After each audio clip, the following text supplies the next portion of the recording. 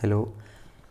इस वीडियो में हम पढ़ेंगे पार्शियली ऑर्डर्ड सेट पोसेट। इसके पहले हमने पढ़ा था पार्शियली ऑर्डर रिलेशन, जिसमें देखा था ए रिलेशन पार्शियल ऑर्डर कब होगा, जब ये तीन रिफ्लेक्सिव, एंटीसिमेट्रिक और ट्रांजिटिव इन तीनों को सेटिस्फाई करेगा। इसमें ए बिलोंग आर में करता था। एंटीसिमेट्रिक में ए बी यदि आर में है, बी ए आर में है तो इक्वल टू बी होता था। और ट्रांजिटिव में यदि ए बी आर में बिलोंग कर रहा है, बी सी आर में है तो ए सी भी आर में बिलोंग करेगा।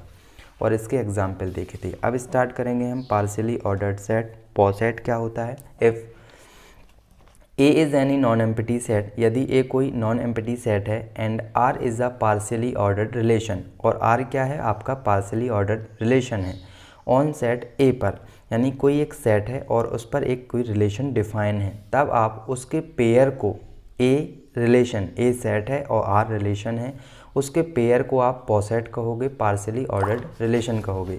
यहाँ पे कहीं कहीं आपको इस तरीके से भी मिलेगा ए और इस तरीके से।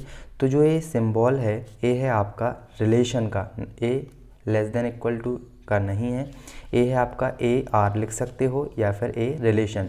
इस रिलेशन के स्थान पे आपका मल्टीप्लिकेशन, डिवाइड, प्लस, इनटू कुछ भी हो सकता है। ठीक है, तो ये हो गया कि ए कोई नॉन एम्प्टी सेट है, आर उसका रिलेशन है, इन दोनों के पेयर को आप पॉसेट कहोगे। एग्जाम्पल देखें, मान लो कोई ग्रेटर देन और इक्वल टू आपने ये रिलेशन लिया और एक सेट लिया इंटीजर्स का, तो इंटीजर्स का सेट है और ग्रेटर देन इक्वल टू आपको रिलेशन है। रिफ्लेक्सिव, तीन कंडीशन को सेटिस्फाई कराना है। रिफ्लेक्सिव यानी कि जो ए है वो जेड में बिलोंग कर रहा है और ए ग्रेटर देन इक्वल टू जे है। रिफ्लेक्सिव में स्वयं का स्वयं के साथ रिलेशन हम देखते हैं, अगर ऐसा है तो ग्रेटर देन इक्वल टू जो ये रिलेशन है ये रिफ्लेक्सिव होगा। एंटी सिमेट्रिक में देखेंगे, यदि A greater than equal to B है, B greater than equal to A है तो ए इक्वल टू बी होना चाहिए, अगर ऐसा है तो ये रिलेशन एंटी सिमेट्रिक होगा। Transitive, A greater than equal to B, B greater than equal to C है तो A greater than equal to C होना चाहिए, यानी कि अगर यहाँ 5 ग्रेटर देन इक्वल टू 3 है और यहाँ 3 ग्रेटर देन इक्वल टू 2 है तो ये क्या हो जाएगा? 5 ग्रेटर देन इक्वल टू 2 हो जाएगा।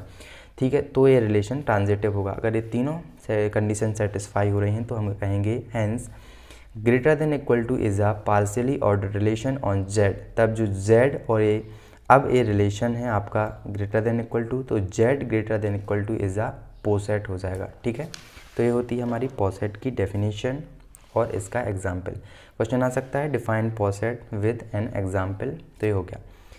अब इसके बाद हम लैटिस की तरफ बढ़ रहे हैं, तो उसके पहले कुछ और डेफिनेशंस भी देखेंगे।